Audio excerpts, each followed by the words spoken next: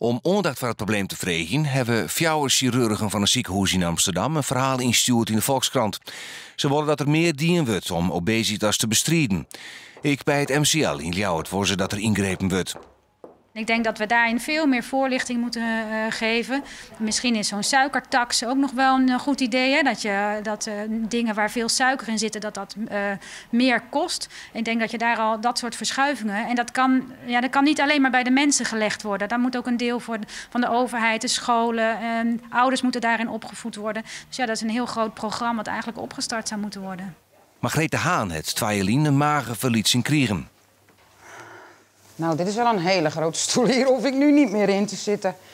Dat is waar eenmaal. Ze zit nu in dit naaitraject bij het ziekenhuis en het een heel soort onder operatie Haan. Nou, dit was ik voor mijn operatie. Bijna 150 kilo. En nu dus inderdaad, 67 kilo lichter. Ik zit nou continu een beetje rond de 82, waar ik heel blij mee ben. Ik zei vind dat er meer omdenken voor obesitas komen moet, omdat het je lippen verrorie kan. Er is inderdaad een heel groot verschil tussen Margreet voor de operatie en Margreet na de operatie. Ik verneem dat ik ben rustiger geworden, zekerder van mezelf. Ik sta gewoon sterker in de wereld en ik weet dat ik er mag zijn. Het MCL komt dit uur uit op zo'n 150 magenverliezingsoperaties. Die kennen op de kwarte termijn vertuten waan. Ik werd in 2014 voor het eerst beppe.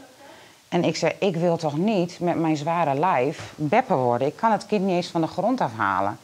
Dus die operatie, dat is mijn hulpmiddel geweest. Mijn laatste hulpmiddel geweest om toch een gezond leven te kunnen leiden. Op de lange termijn leidt de verantwoordelijkheid bij onder andere de oerhiet. Meer omdenken en een wijdwaardige aanpak en het probleem verhelpen, denken ze bij het MCL.